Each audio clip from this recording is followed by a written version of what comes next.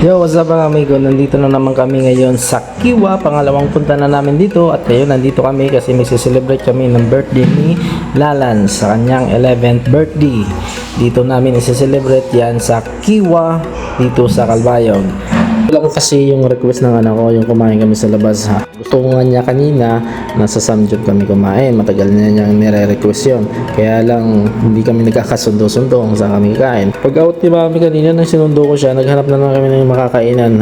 Wala kaming nahanap, kaya bumalik ulit kami dito sa Kiwa. Total masarap naman yung pagkain nila dito. At natuwa naman yung anak ko nang sinabihan ko na dito ulit kami kakain sa Kiwa. Kasi masarap naman talaga yung pagkain nila dito.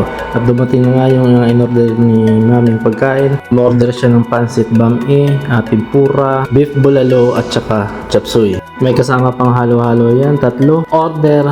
Kasi hindi naman mahilig kumain sila ng halo-halo. At saka nagpahabol pa siya ng order na grilled chicken. Kasi nga masarap daw yung grilled chicken nila dito. At yun yung natikman niya nung nakaraang pumunta kami dito. At ayan na nga yung binili kong cake kanina sa Carmen's, mango cake. Yung paborito ni Mami. At tagal niya na talaga nire-request sa akin to.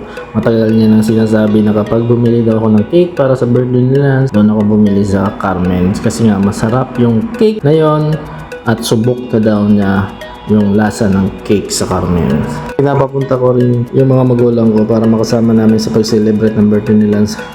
Hindi nakasama yung tatay ko.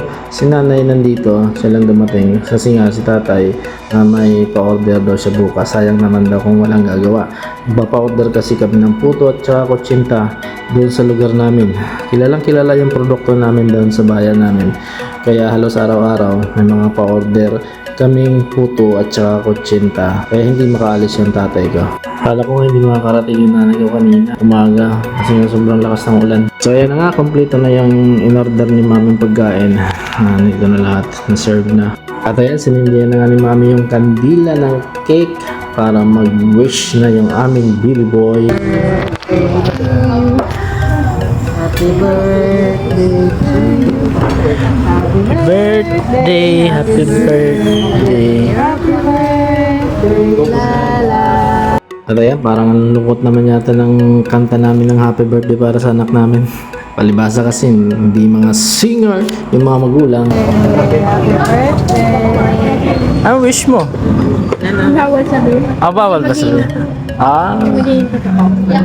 Bawal daw sabihin yung wish, sabi ng anak ko, kasi hindi daw magkakatotoo yung wish kapag sinabi.